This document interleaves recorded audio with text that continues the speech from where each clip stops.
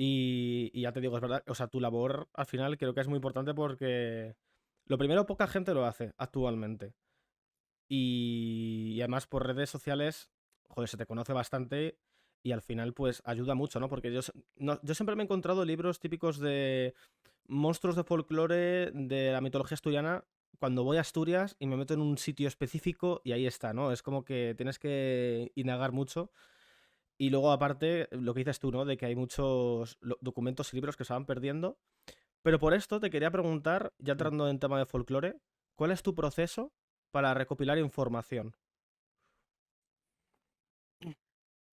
Mi proceso, claro, también ten en cuenta que realmente he editado solo, o sea, he publicado 2 libros solo sobre este tema, así que tampoco tengo un proceso muy formado, pero te puedo contar que, bueno, lo primero es leer sobre el tema, evidentemente, sobre monstruos ibéricos. Claro, lo malo es que también, como son temas sobre los que no hay bibliografía concreta, ahí tienes que cribar mucho y decir: "Vale, este libro me interesa tal parte, este antropólogo tiene un artículo que está muy interesante, pero que realmente para lo que quiero hacer", en este caso los ogros, ¿no? Que era sobre lo que iba a monstruos ibéricos, pues solo me interesa esto, era un poco recopilar, leer un poco de todo, ya luego decidir que va a entrar en el libro, por supuesto, para monstruos ibéricos, y para el de las brujas también. Tuvimos que dejar muchas cosas fuera, porque era algo que si no sería un libro que ocuparía una habitación entera, si pusiéramos todos los detallitos y todas las referencias que encontramos. Y después también decidir qué ilustrar, ¿no? Qué personaje interesa, esta escena está guay. Para el libro de la bruja, por ejemplo, aunque ha sido un proceso bastante más ecléctico, sí que según íbamos leyendo, íbamos apuntando, pues mira, tal leyenda de Cantabria, esta zona, molaría ilustrarla tal, o tal objeto que se utilizaba en Aragón para repeler a las brujas, estaría guay hacer un boceto al natural o algo así, ¿no? También es verdad que aquí he trabajado con otra autora, que bueno, no la hemos mencionado, pero que por supuesto es una parte, el 50% del libro, que es Clara Diez Valls, que no sé si creo que no ha estado por aquí, pero ojalá se apunte algún día porque también es una Ah, pues sí. persona que sabe un montón de folclore y que hace unas ilustraciones preciosas y que ha sido un placer trabajar con ella. Ha sido un proceso, ya digo, en este caso más complicado porque éramos dos y siempre pues al final eso por mera cuestión logística incluye más tiempo extra de no discutir, pero sí en, poner de relieve pues, distintas opiniones y decir, bueno, pues mira, yo creo que esto estaría guay mejor enfocarlo así, o esto deberíamos incluirlo en tal parte, y si al final hay un tiempo extra porque necesitas contar con la opinión de otra persona y poner en común ideas, pero ese sería un poco el proceso. También es verdad que, bueno, hay una parte previa a todo esto que es conseguir los libros, y que eso ya ahí en sí que entramos en una cuestión bastante terrorífica, porque hay muchos documentos y muchos libros que son imposibles de conseguir, que se editaron en, pues, principios del siglo XX, o que solo quedan 5 copias y están en todo colección a 200 euros cada una. Y en fin, ahí también hay un proceso que nunca termina, que es el de la acumulación bibliográfica. Yo tengo un problema, como se puede ver aquí, que ya no caben más libros, pero al final siempre es un proceso que realmente nunca acaba. Siempre, aunque esté escribiendo sobre brujas, dices: "Ostras, mira, pues yo qué sé, un libro sobre leyendas o antropología de Sierra Nevada", ¿no? Que me compré el otro día. Esto cuando haga lo de los personajes andaluces mitológicos estaría guay, o incluso cosas que no tienen nada que ver, que dices: "Mira, el otro día me compré, lo subí a Twitter, un libro que llevaba mucho tiempo buscando, que estaba descatalogado, que lo encontré a buen precio, que era Historia de las epidemias en España y sus colonias", ¿no? Que dice, es un tema súper loco, que ¿para qué me va a servir? Pues no lo sé, pero igual algún día cuando antes de que se me caiga la casa encima del libro, pues me sirve y le puedo dar uso. Así que ese es un poco el proceso. Realmente nunca se acaba, siempre estás leyendo, investigando, dibujando.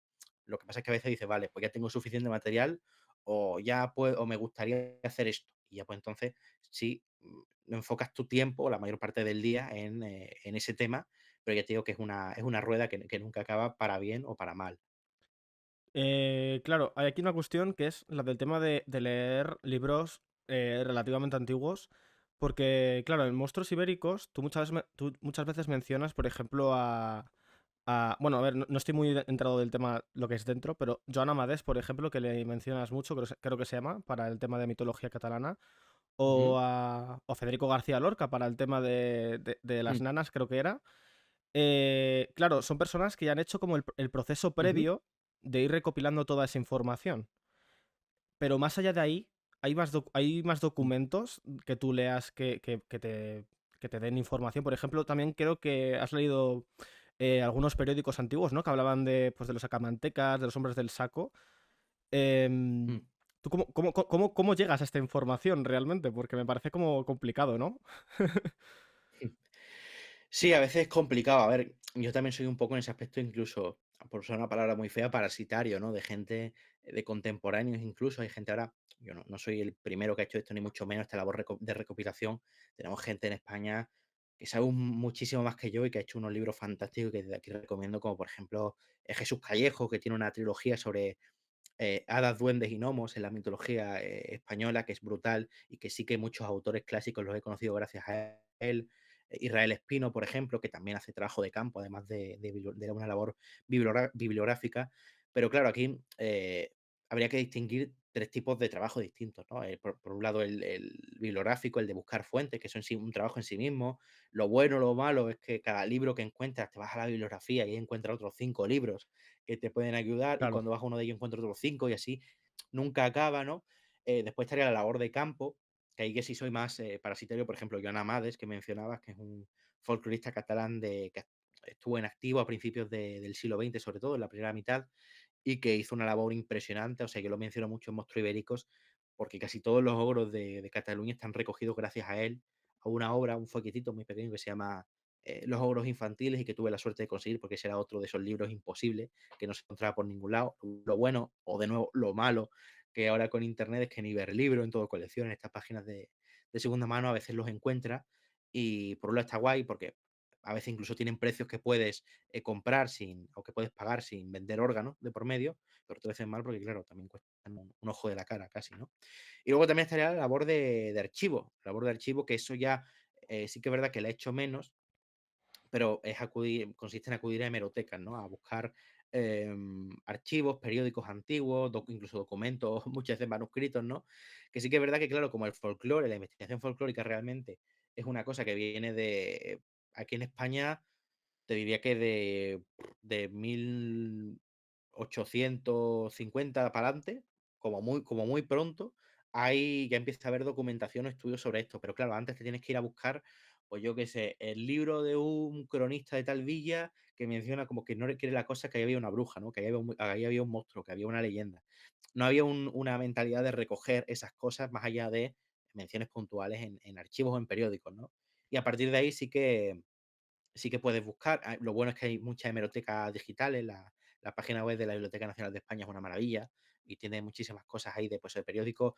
La revista Mundo Gráfico de 1920, del 10 de febrero. Pues te vas, la buscas y la encuentras, y encuentras ahí un artículo sobre un señor de Sevilla que se disfrazaba de fantasma, ¿no? Que lo incluí en Monstruo Ibérico y que era también muy divertido. Pues ese tipo de cosas al final son labores muy distintas entre sí, pero que los que nos dedicamos a esto, pues si bien no todas, sí que por lo menos un par sí que tenemos que hacer porque no se puede vivir solo de libros, ni tampoco se puede vivir solo de trabajo de campo, ¿no?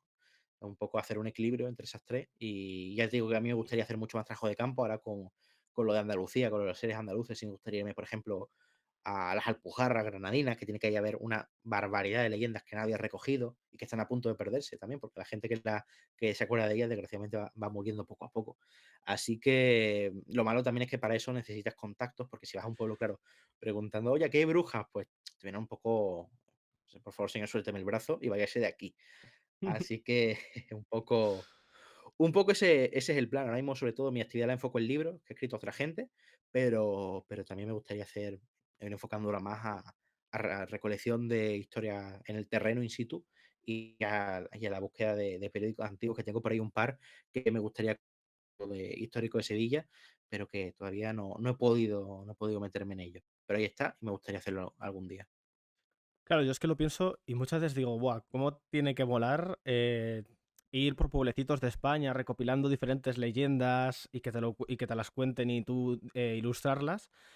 Pero claro, es lo que dices tú, que al final se va como perdiendo por el tiempo.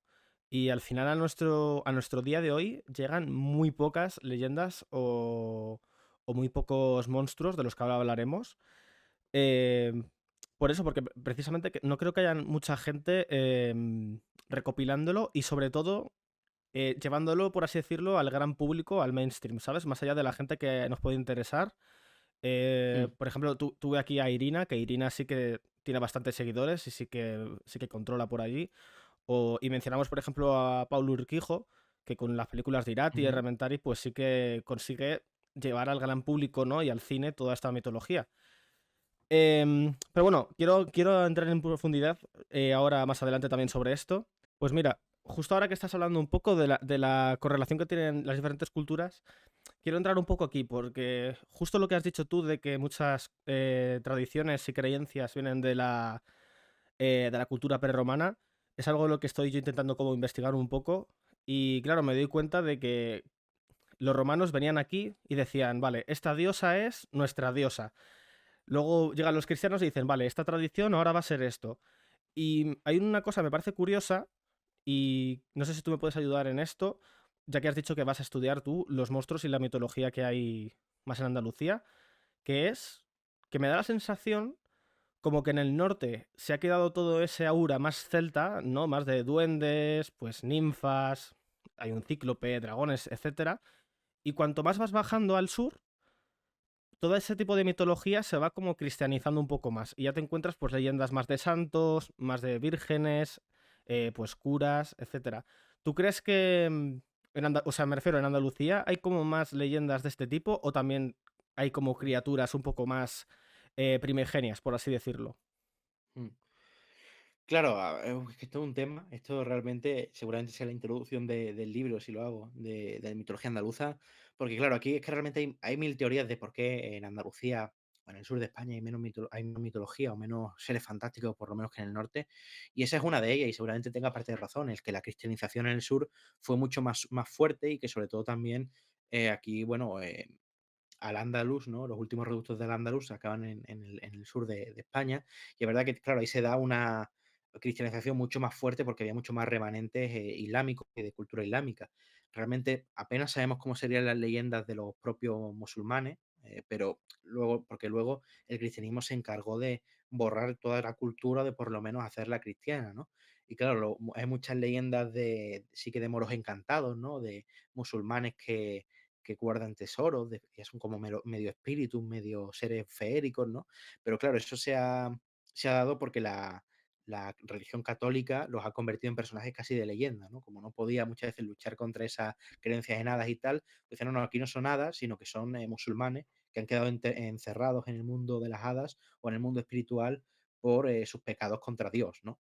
Esto no es un proceso consciente, por supuesto, no es que la iglesia se reuniera un día y dijera, bueno, pues vamos a acabar con las leyendas, ¿no? Que también está chulo también.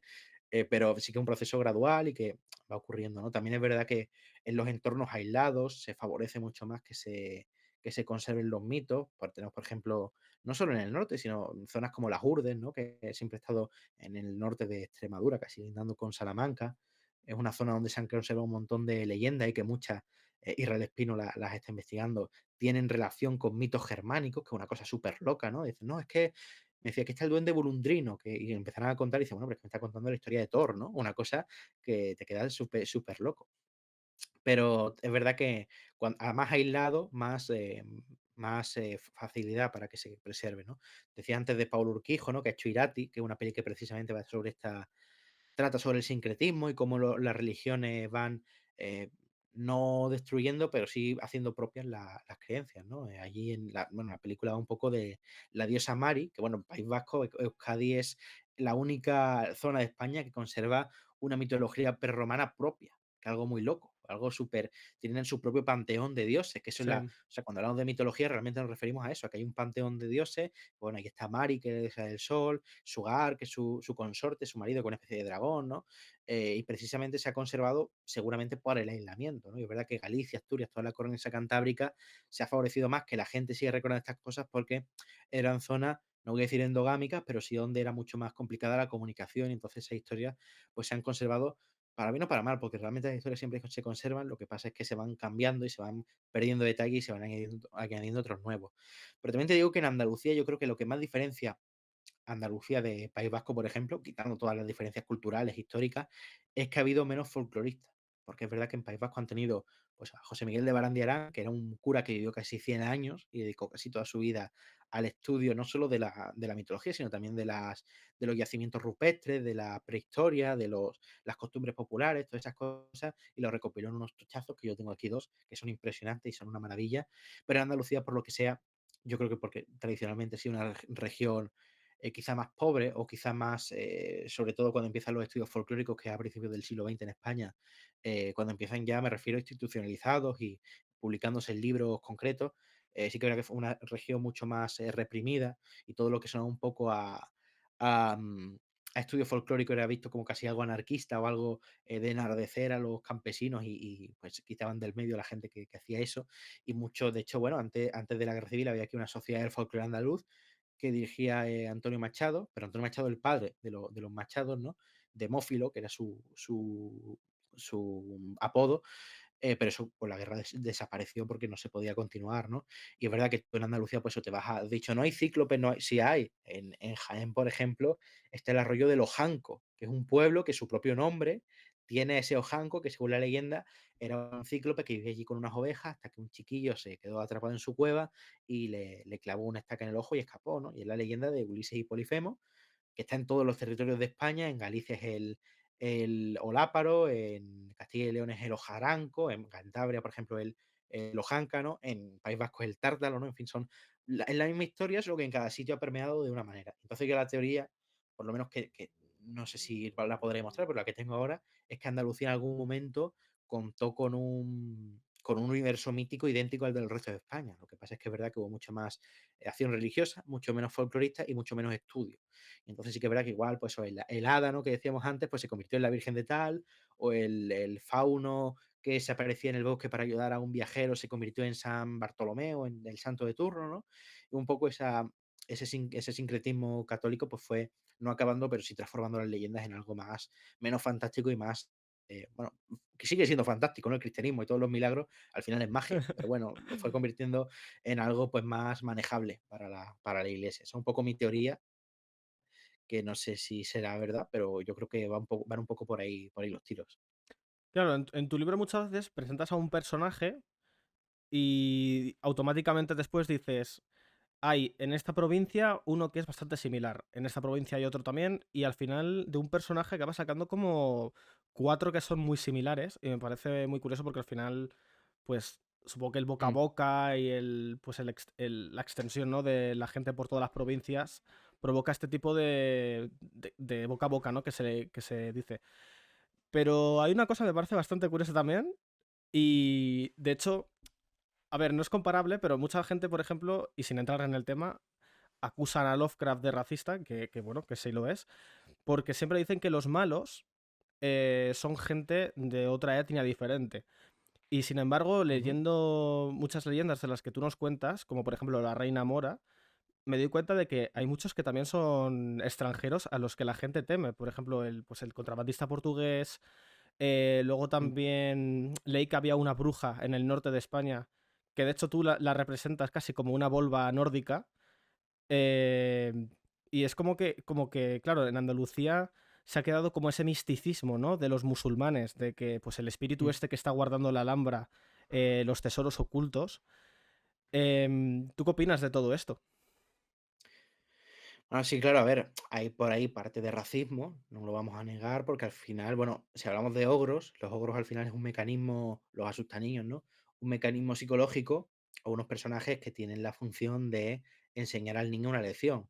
En este caso, no te acerques al pozo que te puedes caer, no vayas al bosque de noche porque hay animales salvajes y te pueden comer, no confíes en desconocidos porque te pueden llevar, el hombre del saco realmente es eso, ¿no? No te vayas con gente extraña, con forasteros, y por tanto ahí hay racismo, ¿no? También yo no los he incluido en el libro porque realmente no son seres fantásticos, pero muchas veces se utiliza, no, como estés por la calle a tal hora, va a venir el gitano, te va a llevar, ¿no? Va a venir el moro y te va a llevar, o incluso el judío, ¿no? En algunas zonas de antiguamente España se utilizaba el judío como asustaniños, ¿no? Al final se trata de establecer o de hacer que unos valores personales, sociales, de aversión al desconocido, calen en las personas jóvenes, en este caso mediante ogros, ¿no? Pero también es verdad que el tema de los moros y los musulmanes es bastante más complejo que eso, porque sí que es verdad que a veces son eso, el otro, la otra edad, esa persona que viene de fuera y que es como mística y mágica, ¿no? De hecho, bueno, hablando de brujas, muchos conjuros de las brujas se relacionan con los moriscos, ¿no? Dicen, no, no, es que esta bruja hace magia morisca, incluso muchas, o esta hechicera, ¿no? Más bien presumían de ella, y dicen, no, no, yo es que he aprendido, estuve en Argel presa y los moriscos o los moros que decían me enseñaron a leer el futuro, ¿no? Que esto era un caso de las Islas Canarias, si mal no recuerdo, que lo hemos recogido en el libro.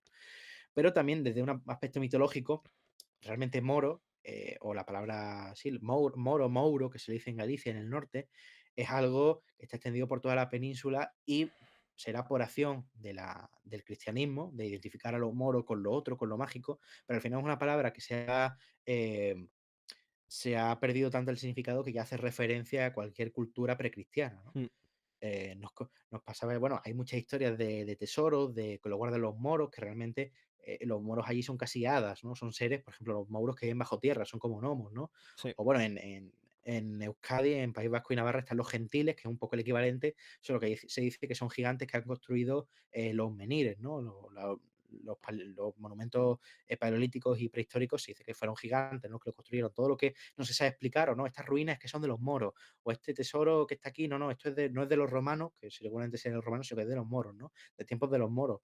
Y de hecho, bueno, hace poco te dije, estuve en Mérida con Noime Nocturno y con la gente con Israel Espino también, y nos explicaba que el anfiteatro romano de Mérida durante mucho tiempo estuvo enterrado bajo tierra y solo se veían las columnas, creo que eran 7, no recuerdo el número ahora, pero la parte superior emergía bajo tierra, ¿no? Y la gente decía que eran, sí, decían que eran la gente decía que esas columnas eran los sillones de los reyes moros que se reunían allí para Ah, dirimir el futuro de Mérida, ¿no? O sea, y claro, y de hecho, esto nos lo ha contado Israel. Antiguamente, cuando la gente ya se desenterró el anfiteatro y tal, y la gente lo veía, decía, ¿y esto quién lo construyó? ¿Los romanos? Y había gente en el principio del siglo XX que decía, no, no, esto es mucho más antiguo, esto lo hicieron los moros, ¿sabes? O sea, ah, que ya que es como una raza totalmente atemporal y realmente una palabra que sí que viene de los musulmanes. Hay otra gente, incluso creo que era Marcelino Méndez Pelayo, que decía que no, que moro era un término que venía de mar, que es una palabra antigua, que quiere decir oscuro y que son los seres antiguos de la noche y tal. Pero al final todo lo que no se sabía de qué era o el acueducto de tal, ¿no? El acueducto de Segovia, hay quien te dice que lo construyó el diablo, que lo construyeron los moros, ¿no?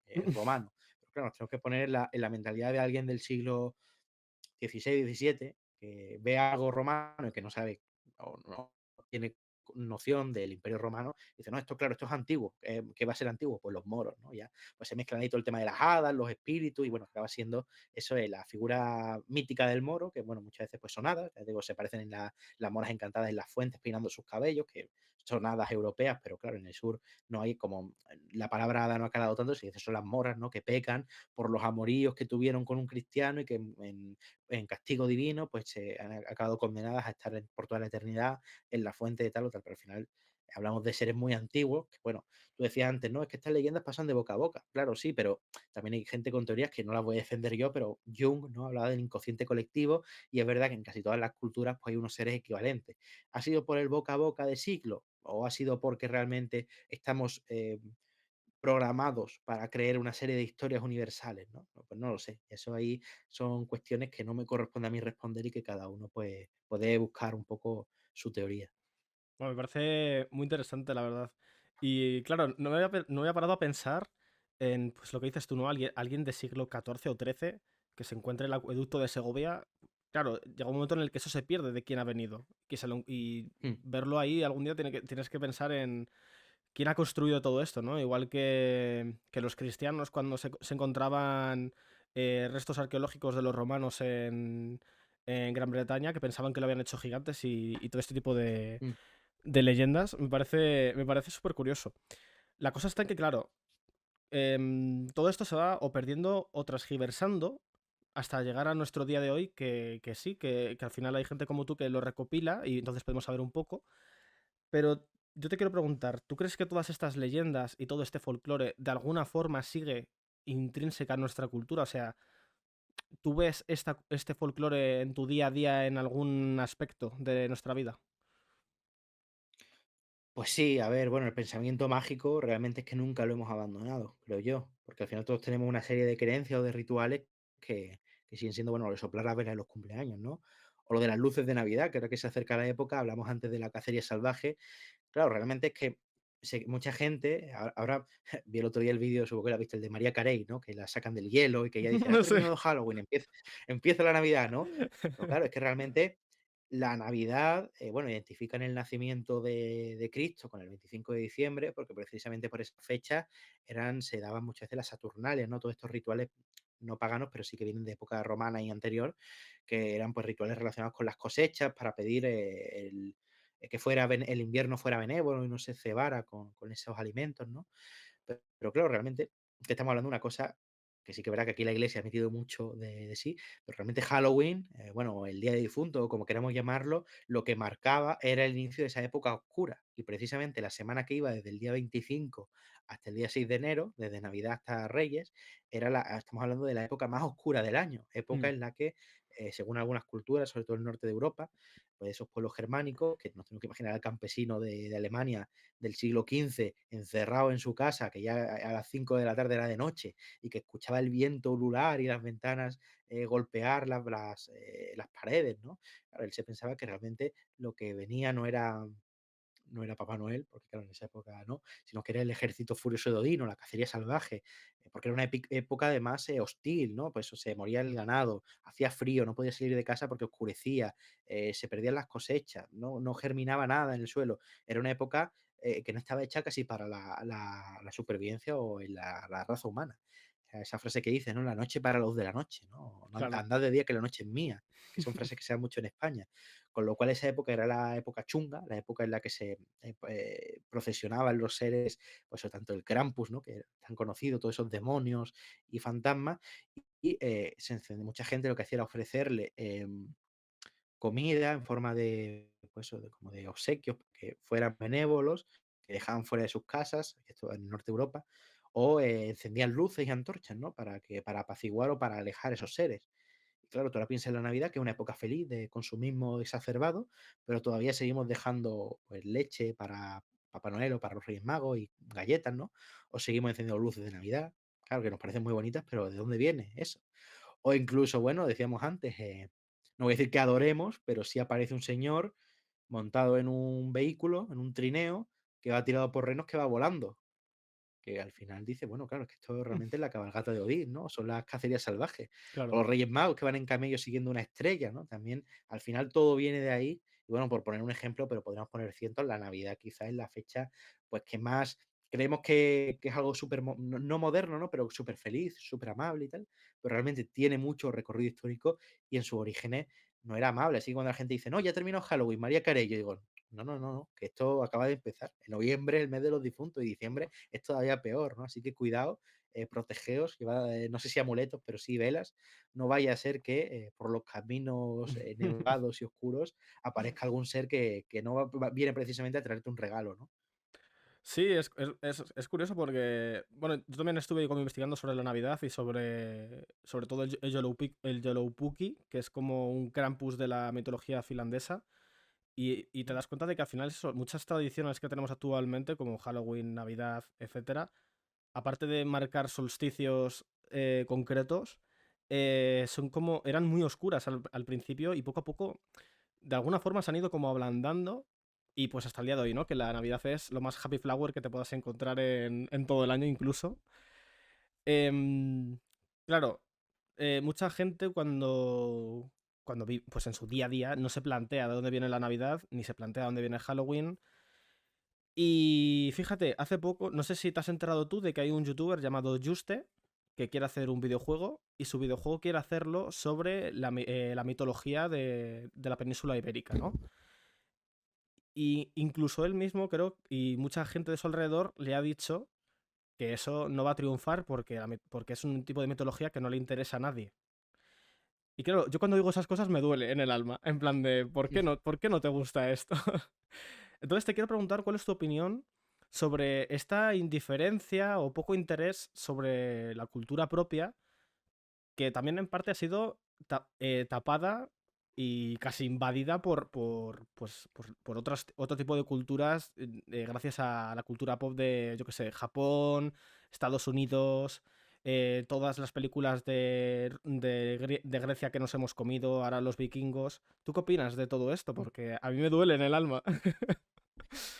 Hombre, yo creo que está cambiando. A ver, es una cosa que nos guste más o menos que normal, ¿no? Porque hay mucha gente que eso dice, no, es que Estados Unidos está Halloween y tal. Digo, pero claro, a ver, si es que a ver, no voy a decir que controlen, pero el monopolio casi de la cultura popular lo tiene Estados Unidos. ¿Por qué? Porque tiene más dinero, no hay ningún misterio. Y Inglaterra también. Además han sabido venderse. Bueno, Estados Unidos que realmente no tiene ni mitología, ¿no? Estados Unidos, si mitología como tal, antigua, podríamos decir, estaría la de no quiero decir aborígenes, sino los nativos norteamericanos, ¿no?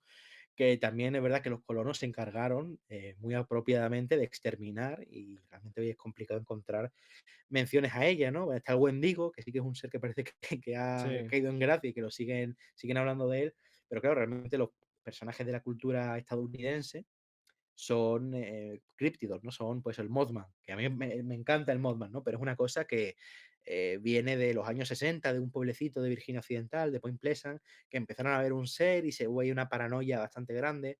Hay un libro chulísimo de John Keel, que además está maravillosamente bien escrito, un periodista que estuvo allí investigando todo este asunto, se llama Las profecías del Mothman, y que es súper chulo ver cómo el folclore norteamericano sigue creándose, ¿no? A partir de estos avistamientos, de esta cultura ovni casi, que es la gran mitología del siglo XX que decía Carl Gustav Jung, Mm. pero realmente una cosa reciente, ¿no? Estamos asistiendo a su creación. ¿Qué pasa? Que ellos pues tienen medios para que ese folclore llegue a, llegue a todas las partes del mundo, ¿no? De hecho, es que se hace hasta allí el día del Mothman en Point Pleasant, que buscad vídeos en YouTube porque es una locura, pero impresionante. Hay camisetas del Mothman, gente disfrazada del Mothman, pizzas del Mothman, a un lavadero de coches del Mothman, o sea, todo Mothman. Y es una cosa de hace pues 60 años, ¿no? Bueno, yo de hecho aquí tengo hasta un pin, no sé si lo puedo enseñar a cámara, un pin del Mothman, que además el Mothman nadie sabe cómo es, porque decían, no, era una sombra con ojos rojos y lo llamaron el hombre polilla, que podrían haberlo llamado el hombre pájaro, ¿no? Porque tenía como unas alas y tal. Pero nada, este me lo regaló Clara, que fue a un evento en Inglaterra y un tío que los vendía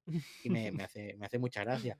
Pero claro, molaría también, digo, joder, es que molaría, yo qué sé, hace uno, no sé si fue el año pasado, estuve en el Escorial, en el monasterio del Escorial, que también tiene una leyenda ahí muy chula de un perro negro y tal, y digo, joder, cómo molaría que en la tienda del Escorial hubiera peluches del perro negro, ¿no? Por Mm. ejemplo. Al final es una cosa que yo creo que ahora sí hay un revival en España y se está haciendo, bueno, Pablo Urquijo sí que es un tío que lo hace muy bien, porque es un tío que realmente, o sea, yo lo conocí este año en el Celsius, en un festival que se hace en Avilés, y es un tío que muy apasionado de lo suyo, que realmente ha leído y se ha documentado y tiene como un compromiso con la cultura de su tierra para llevarla, en este caso, al cine, y yo creo que por ahí también va el camino. Es verdad que se puede hacer mejor o peor, porque bueno, yo no la he visto, pero sí me la tengo que ver, que igual estoy aquí hablando sin saber, pero hay películas recientes, como por ejemplo está El hombre del saco, ¿no? Que sí que lo que hacen es un poco hacer un copia-pega de una narrativa estadounidense o una narrativa ya conocida y meterle ahí un monstruo, como hacer un copia-pega de, bueno, vamos a meter aquí el hombre del saco en lugar del lobisombre o del hombre lobo de turno, ¿no? Y sí que es verdad que yo creo que es interesante llevarlo al cine, pero siempre sabiendo las connotaciones no de cada lugar, pero sí por lo menos mitológicas y folclóricas que tiene cada personaje. Hay gente que lo hace muy bien, como por ejemplo, bueno, los de Blasphemous lo han hecho fantásticamente bien, aunque ellos más folclore en general, pero es una maravilla. Mm. Andrei Sapkowski, el creador de The Witcher, que es una serie que me gusta mucho, que utiliza muchos elementos de la mitología polaca. Es un tío que conoce realmente los mecanismos de todos estos cuentos populares y los mete muy bien en su obra. Por eso yo creo que The Witcher, aparte porque es un videojuego magnífico, ha tenido tanto éxito porque se nota, tiene ese aroma a cuento popular, ¿no? A cuento mitológico, por hablar también de Tolkien, de Ana María Matute, de gente así, ya más en el campo de la literatura, pero yo creo que poquito a poco esta cosa va cambiando y creo que es importante también, con lo que tú me preguntabas, ¿no? Conocer a qué creían nuestros antepasados, porque al final nuestra cultura y nos vamos a sentir mucho más identificados con ellos, vamos a ver lo más propio, vamos a tener otros matices que una peli estadounidense o inglesa o japonesa no puede darte. Que está muy bien que se hagan, por supuesto, no estoy aquí yo criticando pues solo de Halloween, no, es que ahora Halloween, bueno, sí, ha metido ciertos elementos, ¿no? Como el de disfrazarse y pedir caramelos, pero realmente, por ejemplo, lo de las calabazas lleva en España muchísimo tiempo. Antes eran muchas veces nabos o sandías, ¿no? Que se tallaban cara, pero eso es algo casi universal, ¿no? También yo quiero advertir aquí del otro extremo, también que decir, no, no, no, es que lo español, tenemos que reivindicar la mitología de España porque la mitología de fuera es una mierda y aquí, a ver, yo creo que es importante recuperarla y que no se pierde, que la gente la conozca, pero es que también España es una nación con muchísima multiculturalidad y es lo precisamente lo bonito, que la mitología de Galicia y la mitología de Murcia tienen puntos en común, pero son muy distintas. Pero Mm. realmente la mitología yo creo que sirve para eso y es lo interesante llevar a la pantalla no ya desde un punto de vista académico, pero sí haciendo notar que lo bonito de estudiar estas cosas es que realmente estamos creyendo siempre en las mismas cosas, que sea una persona de Albacete o una persona de Tokio, que sus raíces son las mismas, y ahí podríamos hablar del inconsciente colectivo que hemos dicho antes, pero realmente es que es una cosa universal y es lo bonito, darte cuenta de que no hay fronteras. Tú decías antes, ¿no? Es que en Monstruo Ibérico dice que tal monstruo está en tal comunidad, pero en tal otra, en tal. Sí, porque realmente las preocupaciones humanas son universales. Cambia el sabor local, ¿no? Esa idiosincrasia, pero realmente los personajes fantásticos y las leyendas son las mismas. Y es lo bonito de estudiar estas cosas, darte cuenta de que las fronteras son meras condicionamientos sociales y políticos que están muy bien para hacer libros, por ejemplo, para hacer mitología Andalucía y hacer un libro, pero realmente son al final una mera concepción que no existe, no es tangible, no está, y la mitología realmente, ya por aquí por terminar el speech, yo creo que nos ayuda a comprendernos nosotros mismos, a ver cuáles son nuestros anhelos, nuestras preocupaciones, nuestros deseos, y comprender al final quiénes somos, de dónde venimos y quién sabe si hacia dónde vamos, ¿no? Que es la gran pregunta. La gente me va a acabar llamando pesado por hablar siempre de Blasphemous, pero es que Blasphemous precisamente me parece que hace exactamente esa reivindicación y ese decir, oye, aquí tenemos lo nuestro, puede ser algo chulo, puede ser algo mundialmente conocido, aquí tenéis. Y claro, cuando yo veo Blasphemous, yo digo, jolín, faltan también como muchos productos de esto, pues yo que sé, Irati también podría ser, ¿no? No sé a nivel mundial cómo será de conocido, pero, jolín, yo por ejemplo estoy leyendo tu libro de monstruos ibéricos y me lo imagino con una estética que podría encajar perfectamente en un videojuego tipo Bloodborne o en una película tipo El Pacto de los Lobos. Y digo, guau, si hicieran una serie de esto, podría quedar súper súper guay, porque además es algo que la gente ya lo tiene como intrínseco de alguna manera, son leyendas que nos van a resultar familiar, y con que le des una estética más mainstream, por así decirlo, en plan, pues eso, una serie de Netflix o un videojuego más grande, em, quizás sí que cala de una forma más efectiva. Pero claro, hay aquí otra cuestión, y has dicho tú la palabra política. Y te quiero preguntar, ¿tú crees que hay algún prejuicio con hablar de folclore español político? Bueno, folclore español político O sea, molaría, ¿no? Que hubiera ahí sus propios monstruos sí, fórmula. del Es que hogar. de verdad formulo fatal las preguntas siempre en el podcast porque como me Nada, pongo nada. nervioso. Si crees que hay algún tipo de prejuicio político a la hora de hablar de folclore español. Mm. Uf, yo no me quiero meter aquí en ningún lío, ni que me cancelen ni nada, ¿no? Pero a ver, yo creo que realmente no, porque realmente la gente que se enfada, hay mucha gente, por ejemplo, Clara, que editó el libro en su libro Bestiario de Tierra y Tinta, que el que hizo ella, que salió casi a la vez que Monstruo Ibérico, no era ella lo podrá contar mejor si está por aquí algún día, ¿no? Pero hablaba de distintos seres fantásticos de las distintas comunidades en su idioma, ¿no? Pues en extremeño, en asturiano, en gallego, en catalán, en valenciano, en fin, hacía todo un recopilatorio de idiomas, que era lo chulo del libro. Y la verdad que mucha gente, pues, cuando ve que esas criaturas están enfocadas o están relacionadas con un territorio, pues, que no les gusta por la razón X, pues sí que es verdad que igual se enfada de, no, es que igual esgrime incluso la razón que yo he dicho, no, no, es que el folclore, yo qué sé, el folclore catalán es realmente idéntico al folclore manchego, por poner una comparación muy, muy estúpida, ¿no? Pero no sé, yo creo que realmente eso es minoritario, porque realmente la gente, de momento, yo creo que ya se están empezando a darse cuenta de que esto mola. Hay muchos organismos relacionados con el turismo y tal que ya empiezan un poco a reivindicar las leyendas de cada sitio, pero realmente yo creo que a los políticos pues no les interesa, porque realmente los políticos que sí reivindican la, cualquier nacionalismo, cualquier seña identitaria para su propio beneficio, porque al final la política, desgraciadamente, ahora mismo es eso, ¿no?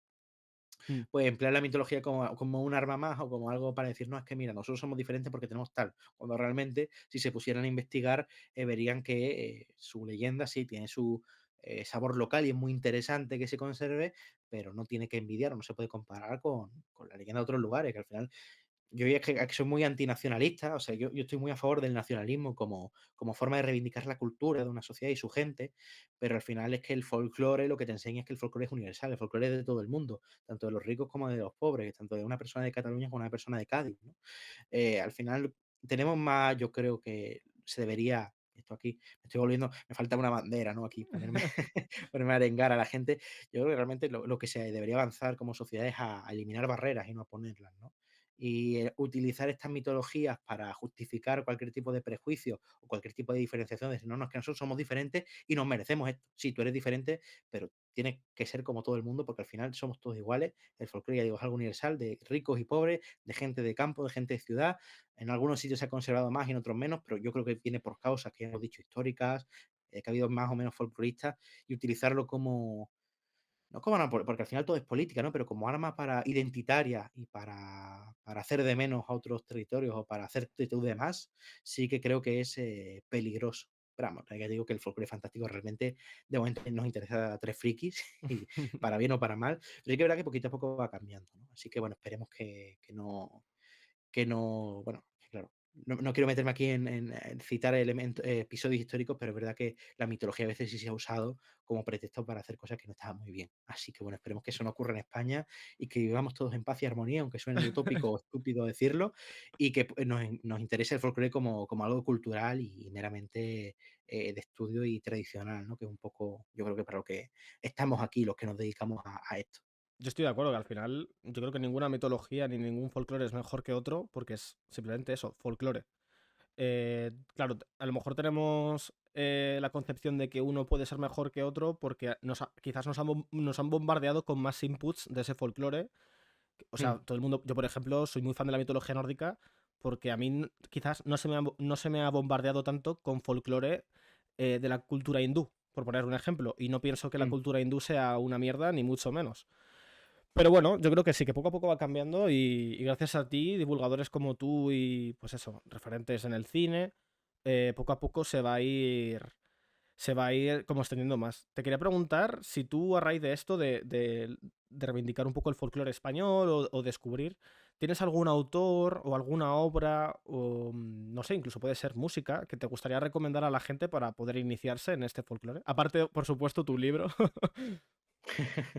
Aparte de Monstruo Ibérico y breve viaje por la España de la Bruja, pues sí, a ver, que estoy mirando, mira, para a nivel de, estoy mucha gente que me lo pregunta de, quiero leer sobre mitología española, ¿qué me recomiendas? Pues te recomendaría los libros de la trilogía esa que hemos mencionado antes, de Jesús Callejo, de Hadas, Duendes y Gnomos, que están muy bien y que sí dan un poco idea de los tres grandes grupos de seres feéricos en España. Te recomendaría también que leyeras a Israel Espino, que hemos mencionado antes, que bueno, aparte de, yo no lo digo porque es colega, porque es una mujer encantadora, y buscar sus charlas en YouTube porque son divertidísimas y sabe un montón, y que sí, una persona que ha hecho trabajo de campo y ha ido por toda Europa precisamente, recogiendo las cabalgatas espectrales y las cacerías y las procesiones de difuntos en un libro que saca hace poco y se llama Gente de Muerte, que es magnífico, lo recomiendo una barbaridad. Y no sé, bueno, Julio Caro Baroja, que ya es más antiguo, pero sí que es verdad que es un antropólogo, aunque muchas ideas que comenta sí se han no superado, sino matizado. Sí es yo creo que era una de las mentes más brillantes que hemos tenido en el estudio de las tradiciones populares. Ya bueno, si nos vamos más por zonas, pues te diría Constantino Cabal en Asturias, José Miguel de Barandiarán en País Vasco, ya son más clásicos, ¿no? Incluso Manuel Llano en Cantabria, que sí que era un señor que se inventaba muchas cosas. Sí, hay muchos seres fantásticos que se inventó él y que a día de hoy se toman como algo tradicional de la cultura cántabra, pero bueno, también era un tío que escribía muy bien, eso sí. Y ya como música, pues bueno, los que hemos comentado, ¿no? Bayuca, Rodrigo Cuevas, Bambiquina, Ruiseñora, buscad mi playlist en Spotify que tengo un montón, bueno, Tanchugueiras también, que son una maravilla. En fin, hay un montón. Hay un disco que sí que me gusta mucho, que creo que lo recomendé hace poco en otro podcast, pero lo voy a volver a recomendar, que se llama, te lo voy a buscar aquí, Romanceando. Espérate que le he puesto mal una letra. De aquí, Romanceando, de Paco Díez, que es un autor que recopila mucho folclore musical y mucho romance de ciego antiguo, y Jaime Vidal, que es un pianista que le acompaña, ¿no? Y es un disco maravilloso porque, bueno, es una sesión en vivo, como deben ser los romances de ciego antiguo y los cantares orales, con el full público participando, dando palmas, cantando las estrofas, ¿no? Qué guay. Una maravilla. La Serrana de la Vera, Isabel de Castilla, el Bernal francés, Las señas del marido, La doncella guerrera, por supuesto, tiene una serie de romances súper chulos. Y ya por terminar y seguir esta línea, hay otro autor también que recopila, que esto sí ya es folclore, claro, es estudio folclórico musical, podríamos decir, ¿no? Que es Joaquín, hemos dicho Paco Díaz, es que tiene nombres muy parecidos. Joaquín Díaz, este era Paco Díaz y este otro es Joaquín Díaz, que bueno, tiene una barbaridad, una cantidad ingente de discos de romances. Hay uno que se llama, creo que romances españoles o romances castellanos, lo voy a ver en un momento. Romances populares se llama, y también es una maravilla, es un señor con el que yo personalmente me he emocionado alguna vez porque tiene una voz fantástica, hace una labor, tiene hasta una fundación, de la Fundación Joaquín Díaz, que tiene una revista, que es la revista de folclore, que está gratis entera en internet, buscarla porque merece la pena, y en cada número, que creo que es mensual, hay 5 o 6 artículos de expertos que te hablan pues de cosas súper diversas, ¿no? Desde pues tradiciones de fantasmas, monstruos, espectros, brujas y tal, hasta cómo se hacía la cerámica de Talavera, que no es cosa menor, diría, diría aquel, o bueno, cómo eran los bailes de tal región. Es una revista interesantísima. Así que bueno, ahí lleváis un montón de recomendaciones, leedlas con calma, con tiempo, que son para disfrutarlas, pero yo creo que por citar algunas diría esas. Qué guay, pues los escucharé y quizás contacto con alguno porque molaría que lo explicasen también, ¿no? Ese proceso de recopilación de la música y cómo ha ido evolucionando.